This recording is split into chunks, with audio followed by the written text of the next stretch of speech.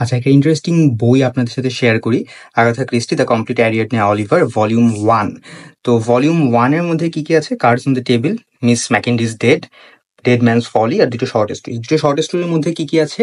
একটা হচ্ছে the case of the discounted soldier, আর আরেকটা হচ্ছে the case of the rich women.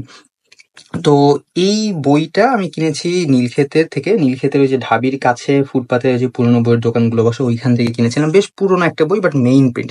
পুরোনো বই বলতে বেশ ভালোই পুরোনো, 2005-6 সালের দিকে। ইভেন এইটার কাগজগুলো এমনভাবে হলুদ হয়ে গেছে যে ভাঁজ করলে ছিঁড়েও যেতে পারে।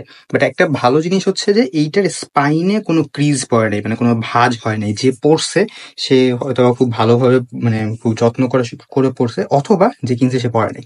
তো এইটার একটা মিসফরচুনের বিষয় হচ্ছে ভলিউম 1 এটা। ভলিউম 2টা আমি ওই দোকানে বহুত খুঁজছি, পাই নাই। মামাকে বলছিলাম, মামাও খুঁজে পাই নাই। ইভেন আমি 23-24 সালের দিকে কিনছিলাম। তো এরপরে প্রতিনিয়ত যখন হচ্ছে নীলক্ষেতে যাইতাম, একবার করে একটু খোঁজ রাখতাম যে এইটার ভলিউম 2টা পাওয়া গেছে কিনা।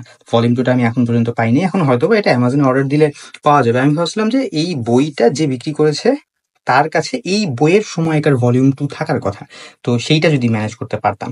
বাট আমার কাছে এতদিন পরে এসে মনে হচ্ছে যে হয়তোবা এই বই যে কিনেছিল বা যে বিক্রি করেছিল তার কাছে ভলিউম 2টা ছিলই না। ভলিউম 1ই ছিল, এবং ভলিউম 1টাই বিক্রি করে দিয়েছে।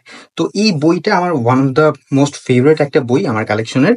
তো এই আমার গল্প সবগুলোই পড়া আছে। আমি এই বইটা থেকে গল্পগুলো পড়ি না, আমি অন্য বই থেকে গল্পগুলো পড়ছি। তার একটাই কারণ, বইয়ের কন্ডিশনটা বেশ পুরনো। তো যদি পড়তে যাই, এখানে স্পাইন বরাবর ক্রিজ মার্ক পড়তে পারে, অথবা পৃষ্ঠাও যেহেতু বেশ পুরনো, পৃষ্ঠাও একটু ড্যামেজ হতে পারে। তো আপনারা একটু গেস করেন যে এই পুরনো বইটা নীলক্ষেত থেকে কিনতে আমার কত টাকা লাগতে পারে বা কত টাকা লেগেছে। গেস করে কমেন্টে আমাকে জানান, এবং এরকম বুক রিলেটেড কন্টেন্ট পেতে চোখ রাখুন the brown storyteller Facebook পেজে।